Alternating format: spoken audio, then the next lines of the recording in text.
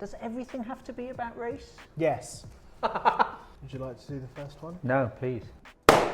Being mixed up with the only other brown, black, yellow person in the office or classroom. I was in an Indian restaurant yesterday and I realised the last time I was in that restaurant, when I came out from the toilet, I was thanked for an enjoyable meal by people leaving. When people kind of go, oh, you all know each other, it tends to be that we do, because when you're the only people in those spaces, you gravitate towards each other. But it gives you a little insight into how people are, what they're using to remember you by. You know, distinguishing feature, brown. Yeah. Okay. Just homogenous brown. I don't really see race. Good, well done. Well done to you for erasing part of my existence. What do you think people mean by I don't really see race? I think what they mean is I haven't prejudged you based on the racial characteristics that are stereotypical to you. It's okay to notice my race, you know? Just don't treat me like a dick. But where are you from originally?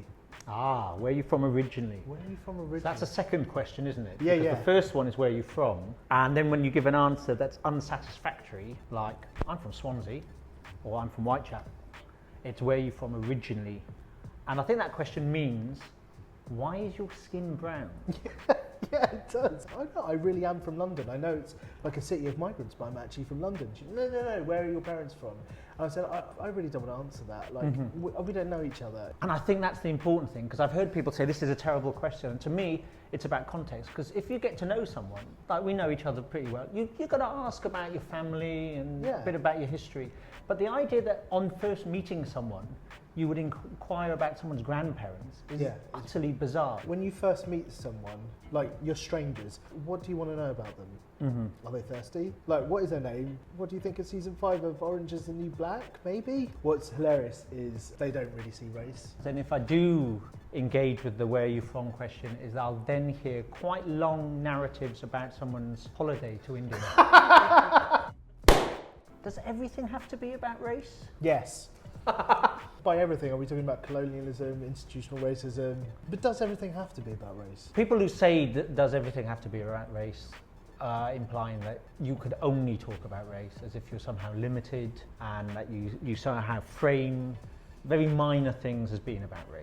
In Varito's essay in The Good Immigrant, like where she's talking about being the only black person at a party when Gold Digger by Kanye comes on, that sentence has been said when she's told off someone for saying the N-word during the chorus. So I'm just doing song lyrics, this isn't about race. You kind of keep anything about racism and the history of racism and the history of colonialism kind of just stays out of the equation. So suddenly when people are reminded that a lot of the way the world is has been affected by racism and people acting upon it, it's almost like a rude awakening. And they just want to push back and say, no, it's not about race.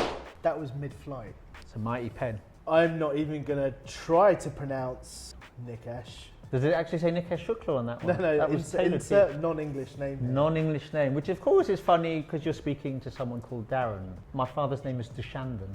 I think they just thought it would give me a head start. It would make life a bit smoother. I once phoned up a girl when I was 16, 17 years old. And I phoned her up and her mum answered the phone. She said, oh, hi, can I speak to, let's call her Sarah. Can I speak to Sarah, please? And she says, yes, may I know who's calling? I said, it's Nikesh. And I'm like, it's taken me a lot to phone this girl up to ask her out. There's a Mr. Ash on the phone, a Mr. Nick Ash. Nick Ash. And that destroyed me. There probably is someone called Nick Ash out there. Yeah, it's quite common. This is one I hear a lot. Isn't that just positive discrimination? Or isn't that just reverse racism? Shut up, is what I think. Okay, so let's break it down. Reverse racism does not exist. People can be prejudiced, but I'm afraid to say it, only white people can be racist. Race is about power structures. Prejudice plus power is racism. So reverse racism does not exist in this country.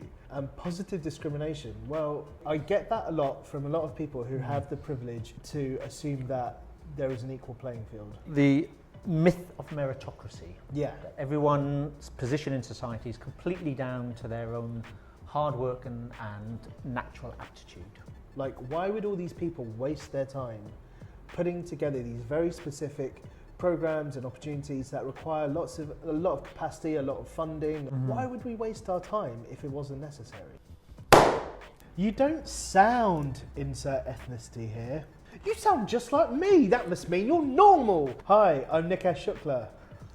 Hi, I'm Nikesh Shukla and this is Darren Shetty, and we both contributed to a book of essays called The Good Immigrant, which is 21 personal essays about race and immigration in the UK written by writers of colour. So you've got people like Kieran Yates, Vara Idso, Riz Ahmed, Reni Edo-Lodge, Daniel York-Lowe, Vinay Patel, Selena Godden, Shamen Suleiman, loads and loads of people talking about everything from cultural appropriation through to caste, through to class, through to colorism, through to what it's like when you're typecast as a terrorist on telly. It's a great book, wouldn't you say, Darren? I would. And it's also out an audiobook, and all 21 of the writers have read their essays, which is amazing. So you get to hear the essays, these personal essays, in their own voices. How can people find out more about you?